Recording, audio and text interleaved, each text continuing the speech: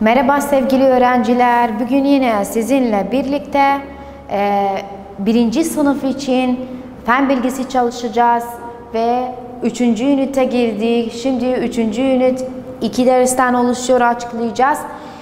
3. ünitimiz nedir? Yaşamak için bir yer. Nedir? Yaşamak için bir yer. Birinci dersimiz ormanda neler yaşar? Ormanda neler yaşar? Ormanlar bahsediyoruz. Daha sonra ormanın hayvan ve bitkileri açıklayacağız. Ormanda neler yaşar, neler vardır? Evet, biz ormanlar duyuyoruz. Çok ormanlar hikayelerde, öykülerde duyabiliriz. Mesela ormanda bir sürü hayvanlar vardır, orada yaşıyorlar ve büyük ağaçlar vardır orada. Çeşitli hayvanlar var, mesela sincap var, maymun, aslan vardır, yılan var. Her bir tür hayvan ormanda yaşıyorlar. Orman tanıyalım. Orman nedir? Çok ağaç büyüyen yerdir. Orada bir sürü ağaçlar vardır. Çok ağaçlar orada büyür. Ve büyük ağaçlar var. Çok ağaç büyüyen yerdir. Ormanlar nedir? Çok ağaç büyüyen yerdir.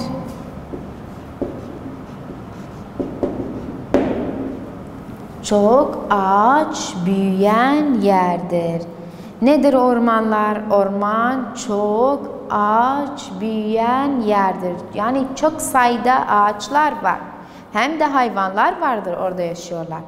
Ağaçlar ormanın yerini gölgedekileri için toprağı nem kalır. Toprağı nasıldır? Nem kalıyor. Neden? Çünkü ağaçlar o kadar büyüktür.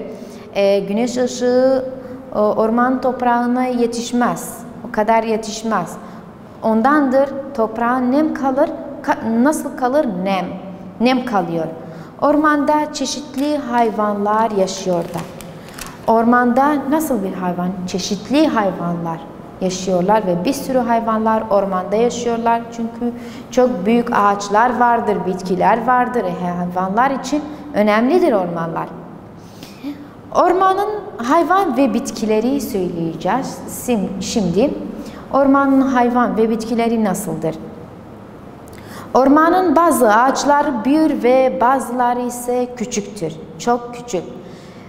Büyük bitkiler, büyük ağaçlar neden büyüktür mesela ormanda? Çünkü güneş ışığı ulaşır ve öyle bitkilere, ağaçlara ulaşır, ondan büyük oluyorlar. Ama ve yükseklikteki ağaçların yaprakları gıdayı üretmek için güneş ışığını kullanılır. O küçük bitki ve ağaçlar yüksekteki ağaçlardan daha az güneş ulaşıyor. Dediğim gibi küçük bitkiler veya küçük ağaçlar daha az güneş ulaşıyor, ondandır küçüktür. Ve ayrıca o küçük ağaçlar ve bitkiler büyük ağaçların gölgesinde büyüyebilirler. Büyük ağacın gölgesinde ne olur? Büyüyebilirler. Yani büyük ağaçlar var, yanında küçük ağaçlar vardır. Böyle büyürler. Çeşitli hayvanlar ormanda yiyecek ve sığınacak yer bulunurlar. Kuşlar mesela ne yapıyorlar? Ağaçlar üzerinde yuva yapıyorlar. Mesela bu bir ağaçtır ama ağacın yüksekliklerinde yuva yapıyorlar. Çünkü neden ağacın yüksekliklerinde yuva yapıyorlar?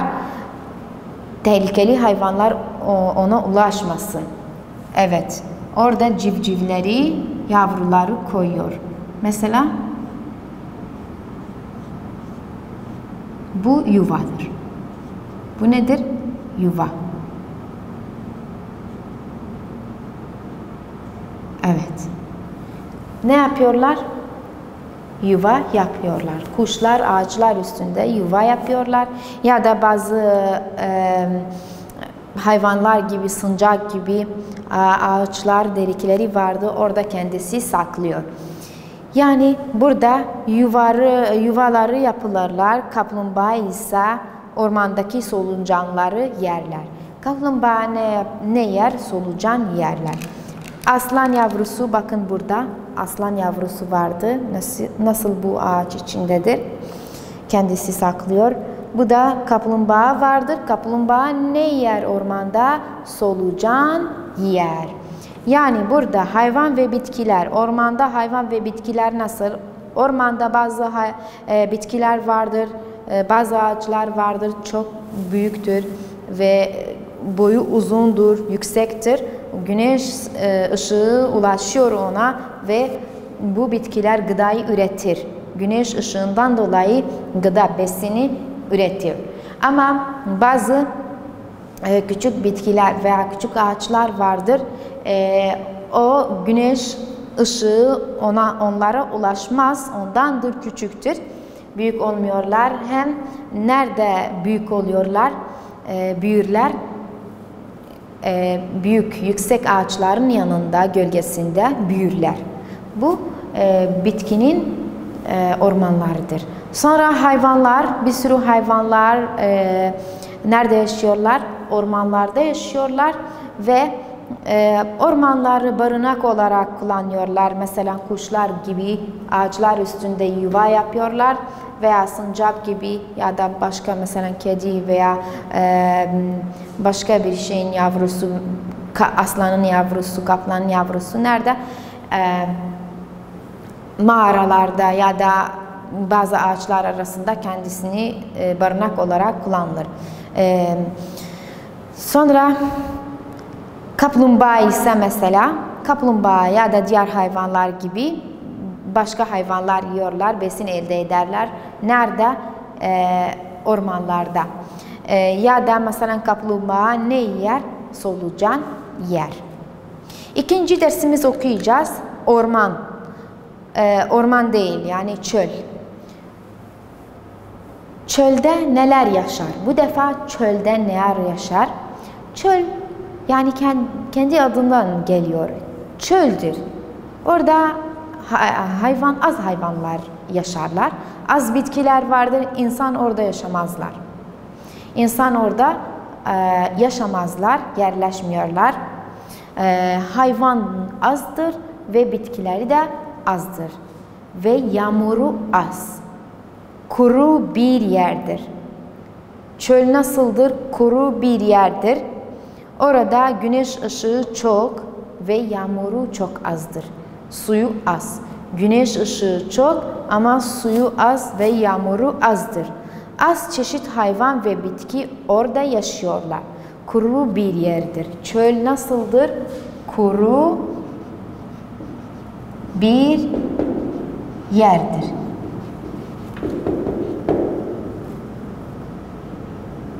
Yağmuru az. Güneş ışığı çok. Güneş ışığı çok olan bir bölgedir. Yani bakın çöl nasıldır? Çöl kuru bir bölgedir. Yağmuru azdır, suyu azdır. Az bitki ve hayvanlar orada yaşıyorlar ve yağmuru azdır, güneş ışığı çok. Orada hep güneş ve çok sıcaktır. Havası nasıl? Çok sıcaktır, kuru bir bölgedir ve güneş ışığı çoktur, havası sıcak. Az bitki ve hayvanlar çölde yaşıyorlar. Şimdi tekrar söyleyeceğim. Çöl nasıldır? Kuru bir yerdir. Yağmuru az, güneş ışığı çoktur. Az bitki ve hayvanlar orada yaşıyorlar. Yaşayabilirler. Çöldeki bitki ve hayvanlar vardır. Şimdi çöldeki bitki ve hayvanlar okuyacağız. Çöldeki bitkiler suyu depolayıp kısımları vardır. Bazı bitkiler mesela dediğim gibi kaktüs gibi. Kaktüs dikenlidir. Nerede büyür?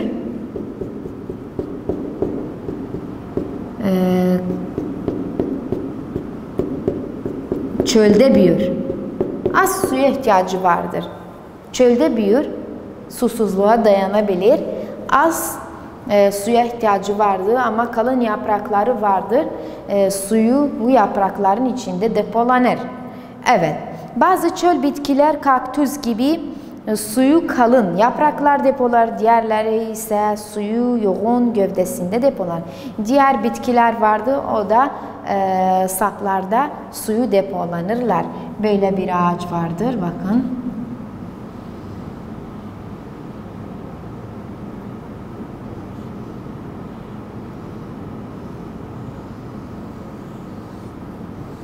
Bu da dikenlidir. Böyle. Nerede vardır?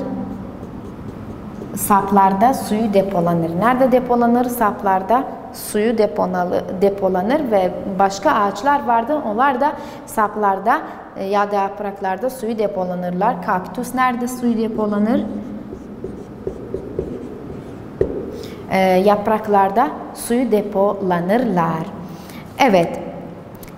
Çöldeki bitkiler sıcaklıktan korumak ve ihtiyaç duyduğu suyu elde etmek için çeşitli yöntemler vardır. Sıcaklıktan korumak için çöl fareler vardır. Yani hayvanlar vardır. Bir sürü bir sürü değil. Az hayvanlar vardır. Az çeşitli hayvanlar çölde yaşıyorlar. Mesela deve gibi uzun bir süre susuzluğa dayanabilir. Kertenkele vardır. Çöl faresi vardır, yılan, çöl kertenkelesi. Sayfa kaç? Sayfa 55'te bakın. Resimlere bakın. Çöl faresi, yılan vardır ve çöl kertenkelesi. Bunlar nasıl yemek buluyorlar? Ne zaman? Çünkü gündüzlerde hava sıcaktır, hep güneşlidir. Aktif olmuyorlar. Ama ne zaman aktif oluyorlar? Yemek bulmaya için çıkıyorlar. Gecelerde hava biraz serinleşiyor ve sabah erkenden çıkıyorlar yemek bulmak için. Evet, tekrar söyleyeceğiz. Çölde neler yaşar? Önce çöl nasıldır? Kuru bir yerdir.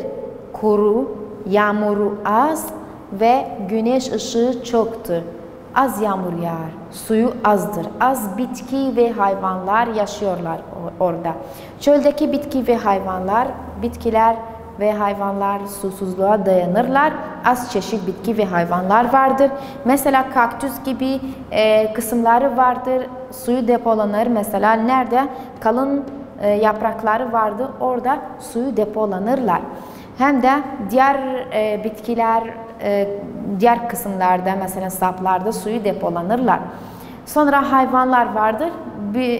Birkaç çeşit hayvanlar, mesela deve gibi, yılan, çöl kertenkelesi vardır, çöl faresi vardır. Bunlar bazı hayvanlar orada yaşıyorlar. Diğer hayvanlar yiyerek suyu böyle elde ederler.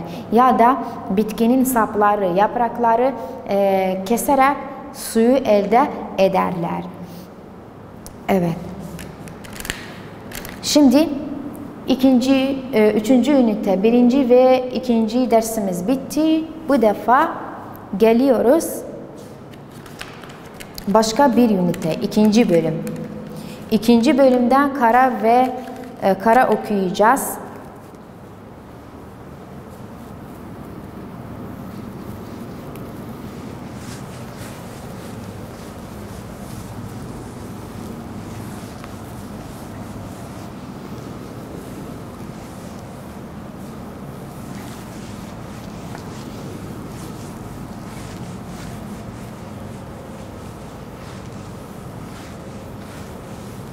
Evet. Bu defa ikinci bölüm, birinci ünit. İkinci bölüm.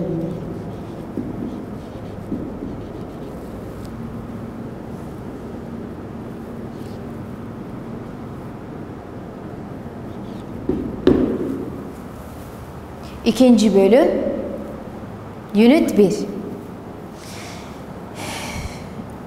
Kara. Ne okuyacağız burada? Kara. Evet.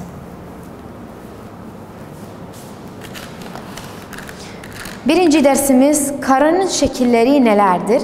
Karanın şekilleri okuyacağız. Sonra taş nedir? Birinci dersimiz karanın şekilleri.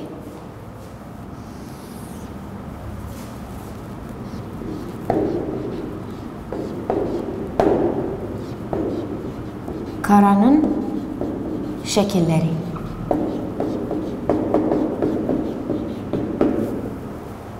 Karanın şekilleri nelerdir?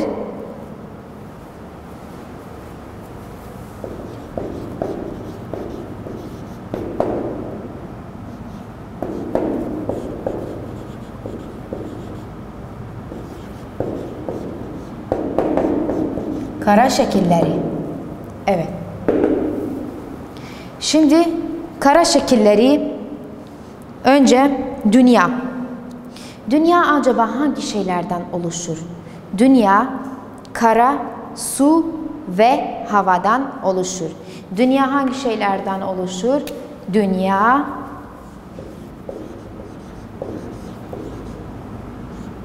kara, su ve havadan oluşur. Dünya üzerinde yaşadığımız yer ya hangi şeylerden oluşur? Kara, su ve havadan oluşur. Kara, su ve havadan oluşur. Sonra kara. Kara hangi şeylerden oluşur? Üstünde yaşadığımız bölümdür. Kara üstünde yaşadığımız bölümdür. Kaya, kum ve topraktan oluşur. Kara üstünde yaşadığımız bölümdür. Kara, kum, kaya yani taş, kum, kaya ve topraktan oluşur. Toprak. Hangi şeylerden oluşuyor? Kara, kum, kaya ve topraktan oluşur. Kum, kaya ve topraktan oluşur. Sonra karanın değişik şekilleri vardır. Karanın değişik şekilleri nedir? Karanın değişik şekilleri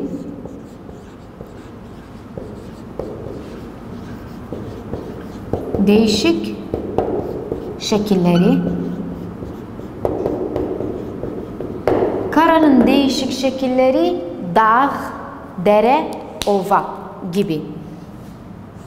Dağ, dere, ova. Karanın değişik şekilleri dağ, dere, ova gibi. Bakın, tekrar söyleyeceğim. Karanın şekilleri nelerdir? Kara şekillerin mesela burada dünya vardır. Dünya. Dünya hangi şeylerden oluşur? Dünya hangi şeylerden oluşuyor? Dünya kara, su ve havadan oluşur.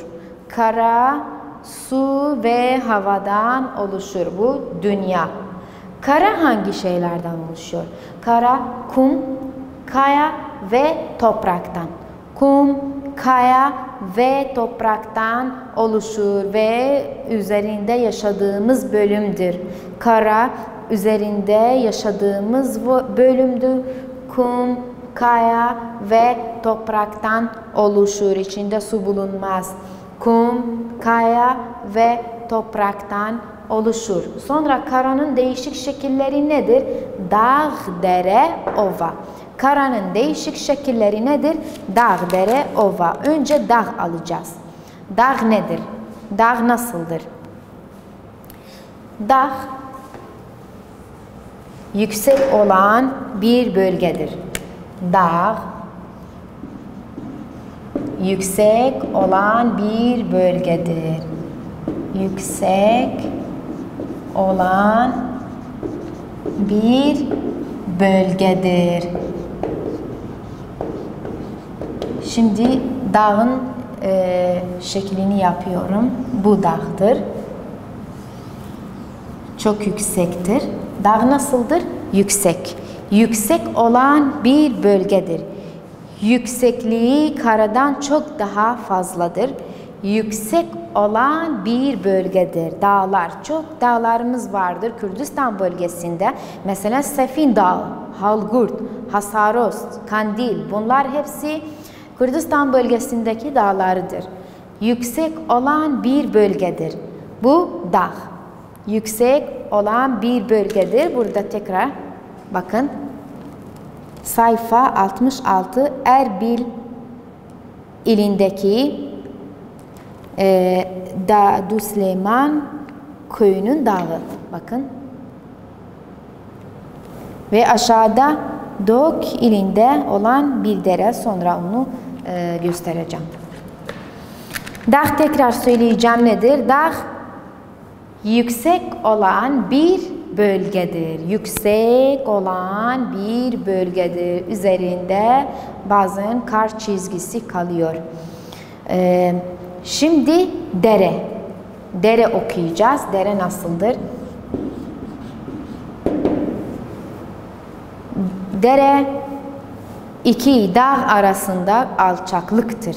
İki dağ arasında alçaklıktır. İki dağ vardır. İki dağ arasında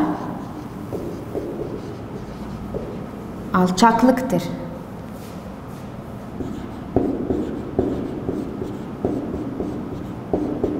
Nedir? İki dağ arasında alçaklıktır. Şimdi resmini çiziyorum. Bakın nasıldır. Bu iki dağdır. Arasında ne geçiyor? Su geçiyor. İki dağ aralarında ne geçiyor? Su geçiyor. Alçak bir bölgedir. İki dağ arasında ne vardır? Su geçiyor. Buna diyorlar dere. İki dağ arasında alçaklıktır. İki dağ arasında ne vardır? Alçaklıktır. Su geçiyor. Ne geçiyor? Su geçiyor. İki dağ arasında alçaklıktır. Su geçiyor. Tekrar söyleyeceğim. İki dağ arasında alçaklıktır. Yani iki dağ yüksek arasında alçak bir bölge vardır. Orada su geçiyor. Orada ne geçiyor? Su geçiyor. Mesela Duhok ilinde olan bir dere. Duhok ilinde olan bir dere vardır. Sayfa 66'da. Bu aşağıdaki resim deredir. Bak nasıl iki yükseklik arasındadır. Su geçiyor. İki dağ arasındaki alçaklıktır. İki dağ arasındaki nedir? Alçaklıktır. Bu dere. Daha sonra başka bir konu, o da ovadır. Ova. Ova nedir? Ova düz ve geniş kara parçasıdır. Ova nasıl? Ova düz ve geniş. Düz ve geniş parçasıdır. Ova nedir? Düz ve geniş kara parçasıdır. Düz ve geniş kara parçasıdır.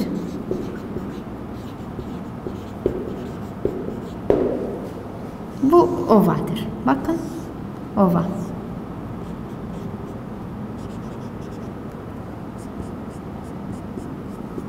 Düz ve geniş parçasıdır. Bu nedir? Ova. İçinde dağ ve dere bulunmaz. Hiçbir yükseklik yoktu. Dağ yoktu. Dere bulunmaz. Sadece nasıldır? Dümdüz ve geniş kara parçasıdır. Sadece böyle otlar vardır ve ağaçlar vardır.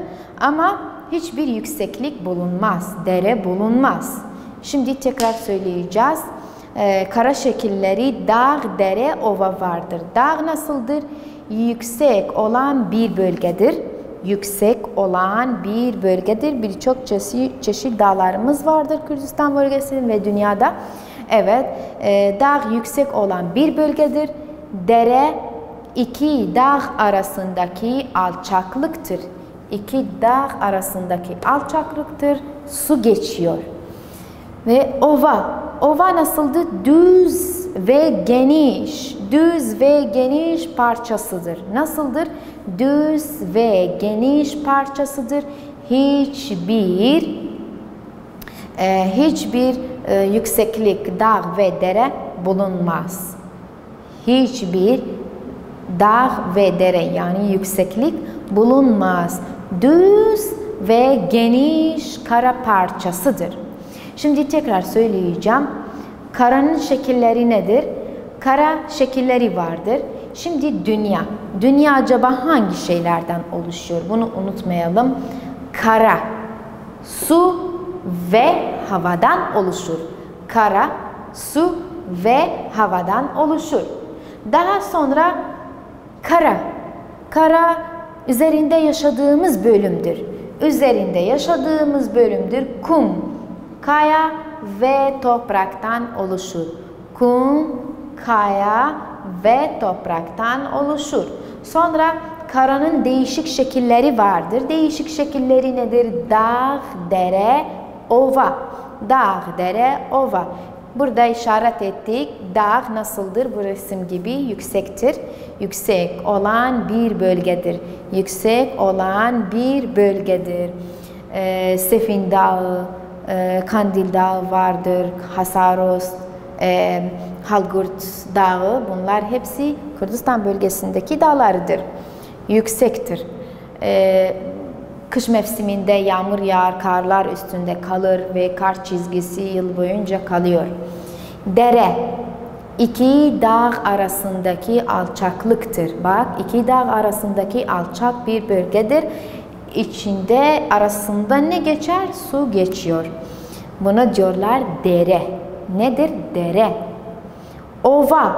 Ova düz ve geniş bir bölgedir. Düz ve geniş kara parçasıdır. İçinde hiçbir yükseklik, ne dağ ne dere bulunmaz. Hiçbir yükseklik bulunmaz. Düz ve geniştir. Sevgili öğrenciler, şimdilik de konumuz buraya kadar sona erdi. İzlediğiniz için teşekkürler.